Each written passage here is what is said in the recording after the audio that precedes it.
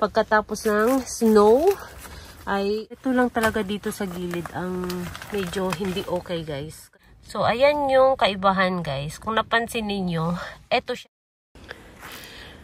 So guys, maaga pa, 7:30 ng umaga. So ito na lang yung natira na snow. So kahapon buong araw umulan. So natunaw agad yung snow. So pasok tayo. Yan, nag-ice yung plastic, yung tubig. Yan, yung mga patak-patak na tubig nag-ice. Ang hirap buksan. Napakatigas. Grabe. So welcome to my mini greenhouse garden. Tingnan natin kung gaano kalamig dito. Let's see. Nandito ko nilagay para hindi siya ma-direct sa sunlight. So, mayroon tayo dito 7:30. Mayroon tayong 2 degrees. Ayan. So, may may init na. So, hindi ko na, itong plastic, may plastic dito isa, ayan sa loob. Hindi ko na siya binaba nung huli kong nag-video dito. Pero, ayan, nilagyan ko ng frost cloth sa ibabaw in case lang na hindi ako makapunta ng mga ilang araw. Nilagyan ko na lang ng frost cloth. Ayan, buksan natin, tanggalin natin tong frost cloth. Pero hindi siya saradong-sarado guys. Mayroon siyang butas dito. Ayan Hindi siya saradong-sarado. Ayan, tanggalin natin. So, sa loob hindi siya masyadong malamig. Sa labas lang. Ayan, tingnan natin kung mayroon bang mayroon bang nagka-frostbite. So far, okay lang naman sila guys. Kasi kahit nung nakaraan na nagkaroon ng frostbite na Rolly. Ayan. Kung nakita ninyo, okay lang siya. So, caring-carry na 0 degree. Caring-carry nila. Hindi sila nagkakaroon ng frostbite. Kahit ito diniligan ko. Okay na okay rin. Ito, si variegated Menebel ay okay din. Yan. So ngayon dahil mayroon ng sikat ng araw dito sa loob, medyo siya guys, hindi siya malamig. Kahit 7:30 pa ng umaga. Yan. Pero sa labas napakalamig guys kasi nga yung tubig, yung kahapon na ulan, nagiging ice siya. Ayan di ba nakita ninyo puti-puti. Tingnan niyo yan Ayan. Ice na, di ba? Ito, yung ulan kahapon. Napakatigas. Napakatigas niya. Sobra. Yan. Ito yung ice, guys. Ayan. Yan. Nagiging ice yung lupa. So, kung nakita ninyo, ayan, sa labas, puti-puti pa. So, dito naman sa loob ay okay na okay lang. Ayan, itong mga nakatanim ko dito.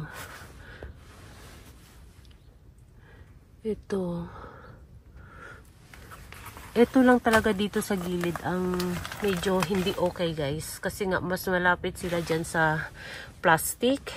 And doon sa gilid, kung nakikita ninyo, ayan laging basa. Ayan. Kung nakita ninyo, diba? Laging basa dyan sa gilid. So, hindi maganda yung nila dyan. Dahil basa. At mas malapit sila sa plastic.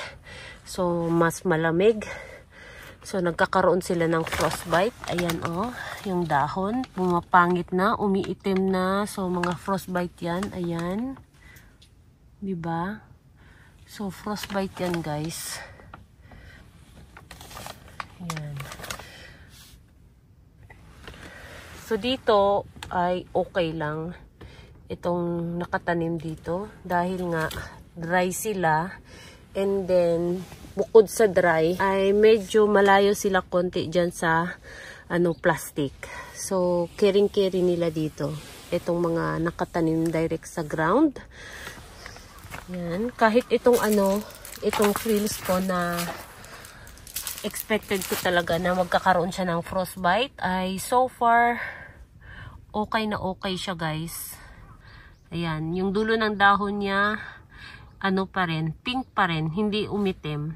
So, ang palatandaan ko kapag nagkaroon siya ng frostbite ay yung nagkakaroon siya ng itim sa gilid ng dahon. Yan, dito okay lang. Ito guys, oh, ang ganda ng kanyang frill, oh. Para siyang si neon breaker, no? Pero yung kulay niya ay, ano lang, hindi siya masyadong pink na katulad ni neon breaker. Ayan. Si Rosea. Tapos, itong mga kasama niya ay mga pink frill yan. Ayan.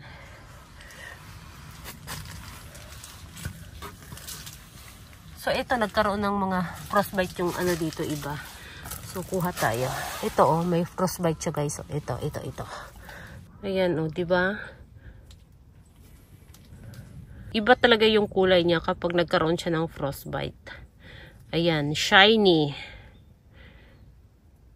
Shiny yung kulay niya.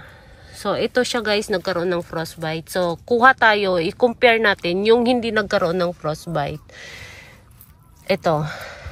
So, ipagkumpara natin, pagdikit natin. So, ayan yung kaibahan, guys. Kung napansin ninyo, ito siya shiny, diba? Yan. Mapansin mo talaga yung tubig sa loob ng kanyang dahon, diba? Nagtutubig siya, guys. Nagiging ice yung hitsura niya. Ito naman, ito yung normal. Ayan, ito. So, ito, ayan, matigas tingnan. Ito naman, ito yung normal. So, ito yung nagkaroon ng frostbite. Ganyan yung hitsura, guys, kapag nagkaroon ng frostbite. Ayan. So, balik natin. So, ito naman, ano naman to siya? Frost hardy naman to si Bruns. Kaya, mamaya niyan, pag ma-feel na niya na uminit na dito, bumabalik din naman siya sa dati. Ayan. So, yan guys. Ito, tiklopin ko tong aking frost cloth para hindi disturbo. So, sa nakikita ko, okay naman sila. Ayan.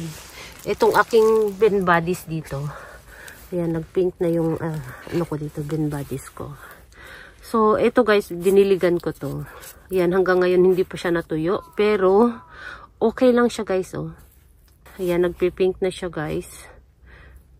Ayan. Sa sobrang liwanag, hindi ko alam kung kita ba sa camera yung pinky-pinky niya na kulay. Ayan. Pero nag-pink siya. So, ito yung bin bodies na yung pinakagitnang rosette ay hindi nabuo. So, meron ako nung video na tinanggal ko na lang yung mga ibang dahon. Tapos, naglabas siya ng mga babies. Ayan. 4 yung nilabas niya na babies.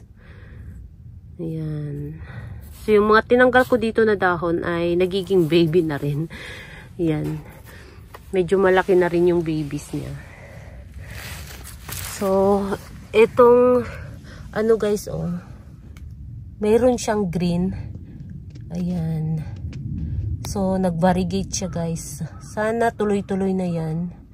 Kasi yung mga iba ko talaga na pinropagate na neto, ay ano talaga siya guys, lumaki lang siya ng konti and then nag-dry na siya kasi nga walang green na lumabas sa dahon, talagang pure ano lang, puti. Ayun, namatay, nag-dry na lang ng kusa. So, ayan guys yung mga ano natin dito, mga laman natin. So, itong nasa gilid ng plastic, itong nandito ay okay naman. Ayan, napaka-shiny.